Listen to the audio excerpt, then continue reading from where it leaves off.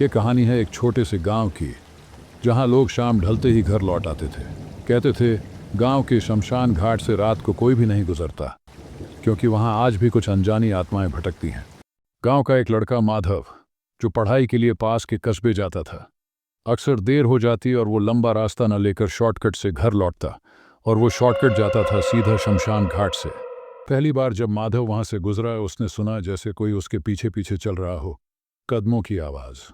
गांव वाले, अरे माधव, रात को उस रास्ते से मत गुजरना, वहां बहुतों ने अनहोनी देखी है।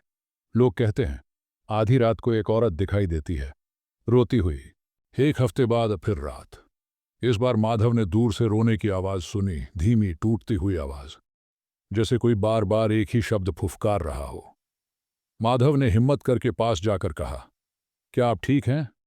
औरत ने धीरे से हंसकर कहा, तू क्यों रोज मेरे रास्ते से गुजरता है? उसके शब्द हवा में उलझ गए और हंसी उस रात की आवाज बन गई। माधव ने भागना चाहा, पर रास्ता जैसे लंबा होता गया। हर मोड़ पर वही अंधेरा और वही सन्नाटा। उसके कदम तेज हुए, पर हर कदम पर रास्ता और दूर दिखा। अचानक सब थम गया।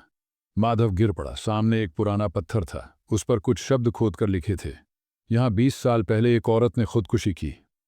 माधव के होंठ कांपने लगे। औरत अचानक सामने खड़ी थी, आंखों में खालीपन। फुसफुसाई, तू क्यों रोज आता है?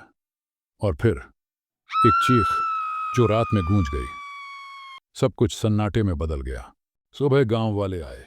माधव का बैग और किताबें शमशान के पास मिलीं, पर माधव कहीं नहीं था। उसकी किताबें बिखरी हुई थीं और बैग खुला पड़ा था। गांव में सन्नाटा छा गया। कहते हैं आज भी कोई उस रास्ते से गुजरता है तो रात में उसकी चीख सुनाई देती है। और कभी कभी, अगर आप बहुत देर तक सुनो, तो आपको किसी की धीमी हंसी भी सुनाई दे सकती है।